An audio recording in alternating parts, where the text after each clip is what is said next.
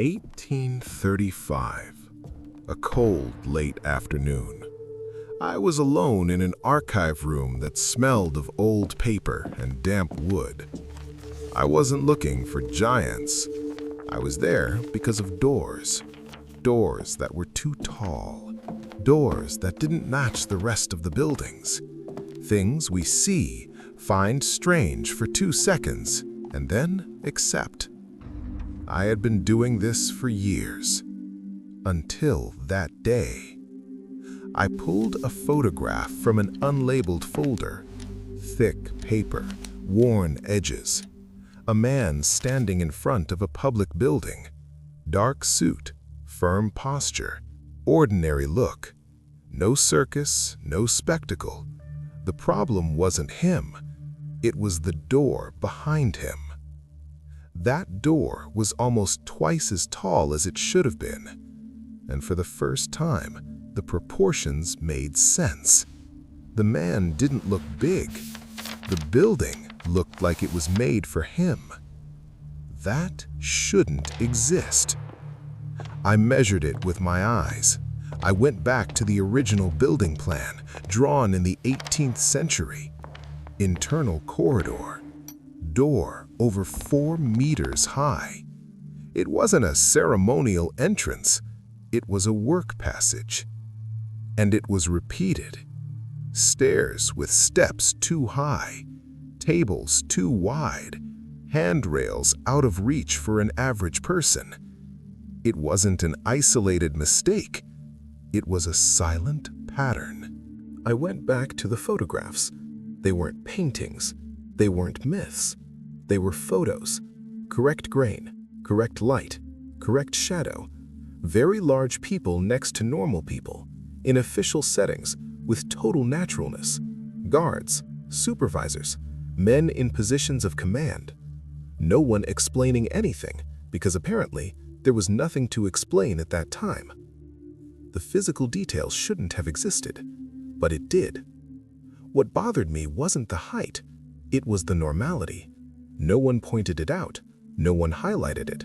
Those men were there as part of the functioning of the place, as if that size had a practical purpose. And then came the date, always the date, the 1830s. Before that, scattered records. After that, silence. Photographs stop, news disappears, mentions become footnotes. There is no clear event, there is no decree, just an organized void. I wasn't looking for it, but at that moment, it became clear. Someone was not defeated. It was unnecessary. And when something ceases to be necessary, it is not destroyed. It is forgotten, and forgotten quickly. I began to line up the dates on a large table, using only copies of newspapers, catalogs, and civil records. No theory. Paper. Ink. Boring stuff. And that's when the pattern became impossible to ignore. Until 1835, mentions of very tall people appeared as commonplace notes. Palace guards, construction supervisors, state officials. After that, the language changes. Suddenly, any body outside the norm becomes a medical anomaly. It's not that giants disappear, they are reclassified. This does not happen by chance. I went after the newspapers. Before 1835, discoveries of large skeletons were described without drama. Height noted, location noted, sometimes tools nearby. After 1835, when something similar appears, the news already comes with a ready explanation. Disease, measurement error, rural exaggeration. The object is the same, the narrative is what changes. The official explanation doesn't quite add up. I started comparing this to buildings, the same buildings where those people appeared in the photos. Public buildings, administrative buildings, not houses, not churches, places of control. Places where someone needed to see higher, reach further, move large things without relying on 10 men. The scale made sense if you accepted one simple thing. Those people had a function. Once is a mistake. 3 times is a pattern. In several cities, renovations made after 1835 follow the same script. Interior doors are reduced, steps are broken and redone, floors are raised, not to beautify, to adapt, as if the space had been made for someone who was no longer there. This is not destruction, it is adjustment, it is silent reuse. I looked for alternative explanations: lower average growth, exaggerated architectural fashion. Yes, all of this explains one isolated building. It does not explain hundreds scattered across different continents, adjusted at exactly the same time. Nor does it explain why these men always appear connected to maintenance, guarding, supervision. Never as a curiosity, never as an attraction. The record exists, but it doesn't circulate. And then comes 1835. Not as an explosion, as a turning point. A change in terms, a change in classification, a change in interest. Giants cease to be functional people and become a statistical problem. And statistical problems don't need a place in history, just a footnote. They didn't need to kill anyone, they just changed the way they wrote about them. If this makes sense to you, leave a like and subscribe now, because these kinds of details disappear quickly when no one pays attention. I tried to understand the mechanism, not the myth, not the legend, the practical mechanism, what those people really did. Because no one keeps individuals who are physically non-standard out of the picture for generations without a concrete reason. And the reason began to appear when I stopped looking at the bodies and started looking at the tasks. The photos almost always show the giants near construction sites, gates, machines, heavy structures. They are not in the fields, they are not in markets. They are in places where strength, reach, and stability matter. Construction supervision, guarding government buildings, operating systems too large for an ordinary man to work alone. That changes everything. If you look at an old building and think, this was made to impress, a lot of things don't add up. But if you look at it thinking, this was made to work, the scale starts to make sense. Long levers, tall valves, huge internal doors, tools too big for our hands. They weren't symbols, they were everyday objects. I've seen records of tools found in demolitions, giant wrenches, huge hand gears, all classified later as industrial, without explaining why an object of that size would be operated by ordinary humans. The wear and tear on the parts shows continuous use, not decoration, not ceremony. But it does. And then comes the question no one likes to answer. Why did they disappear? Not all at once, but in a coordinated manner. Because there are no reports of massacres. There was no war against giants. There is no specific epidemic. What exists is replacement, a world that no longer needs them. Around 1835, new methods emerge, new machines, new forms of centralized control, systems that reduce dependence on direct physical force. At the same time, the old structures are maintained but operated differently, adapted, simplified, downgraded. The giants were not defeated, they were retired. But you can't retire an entire group without raising questions, so you change the framework. What was once a function becomes an anomaly. What was once a class becomes a disease. What was once part of the system becomes a biological error. Once is coincidence, 3 is policy. The records of skeletons follow the same logic, found in groups, buried with care, not thrown away, not isolated. This is not monstrosity, it is social belonging. But after a certain point, these findings become disturbing because they contradict the new narrative of linear progress, of homogeneous humanity. The official explanation does not completely close the case. You don't have to hide everything, just enough to break the pattern. Take photos out of circulation, store bones in warehouses, reclassify documents. The erasure is not violent, it is administrative. It was forgotten, not destroyed.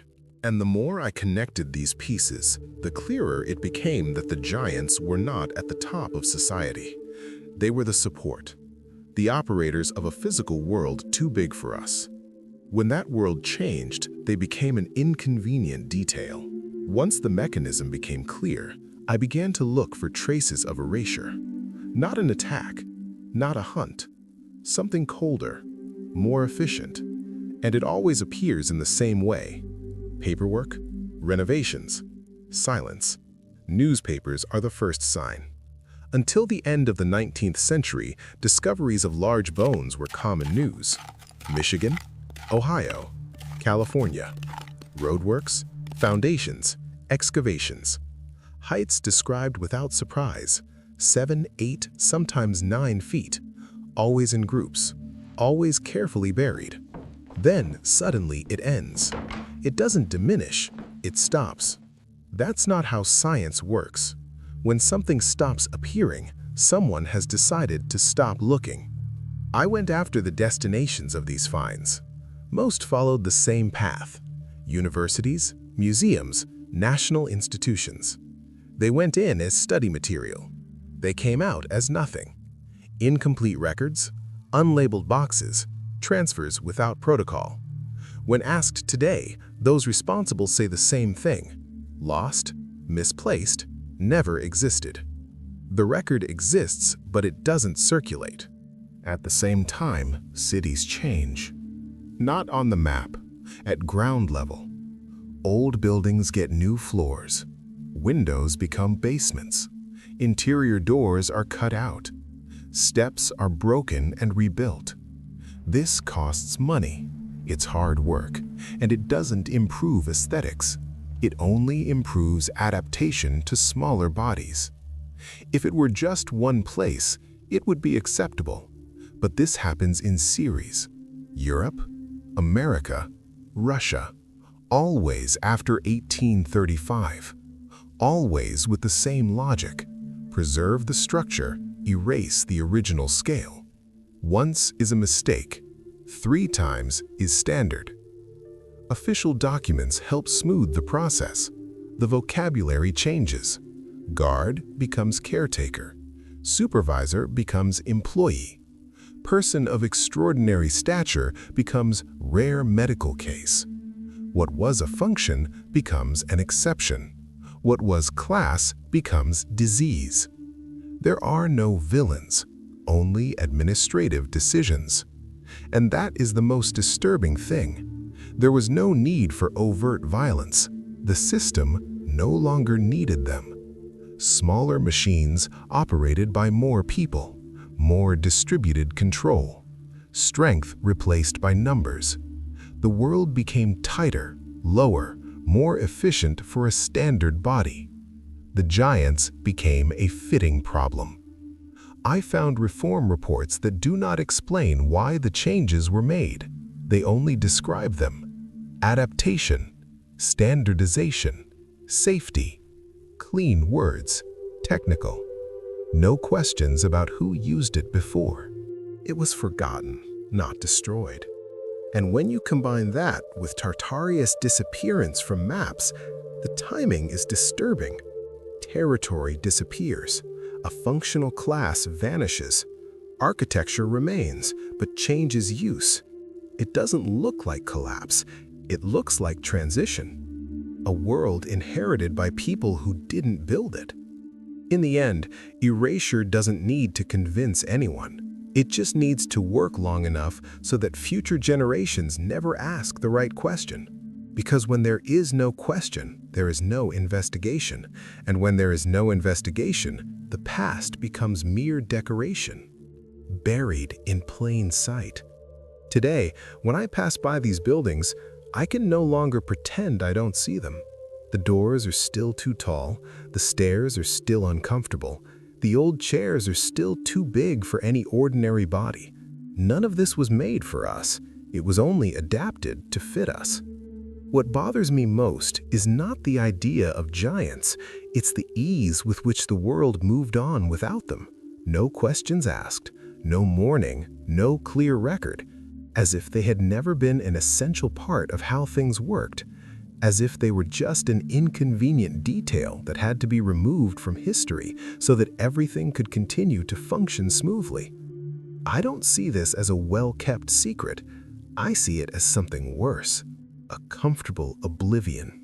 The architecture is still here. The objects still appear in warehouses, at auctions, in museum basements. The photos still exist, hidden in archives that no one consults. The old newspapers are still there, waiting for someone to read them carefully. Nothing has been completely erased. It has just been scattered enough so as not to form an obvious pattern. It is still here. Maybe the giants weren't kings. Maybe they weren't gods. Maybe they were just people with different bodies, occupying a necessary role in a world that functioned on another scale. A world that was later adjusted, reduced, simplified. And when that happened, they no longer fit in. History prefers straight lines, constant progress, uniform humanity. Anything that deviates from this becomes noise. And noise, over time, disappears. Not because someone destroyed it, but because no one listens to it anymore. I don't have a definitive conclusion. I don't have final proof tucked away in a drawer. What I have are patterns, repetitions, well-distributed silences, and the uncomfortable feeling that we have inherited structures that we do not fully understand, created for bodies, forces, and functions that no longer exist. Once you realize this, you cannot unlearn it. Every tall door becomes a question. Every strange staircase becomes a trace. Every object that is too big becomes an echo of someone who was there before. And maybe that's all that's left of the giants. Not their names, not their complete stories, but a world that still bears the mark of their size, even while pretending it never needed them to exist. If you've ever seen a building, an object, or a detail that never made sense for the average human body, and it's stuck in your mind, share it in the comments. Sometimes, memory begins when we realize we weren't the only ones who found it strange.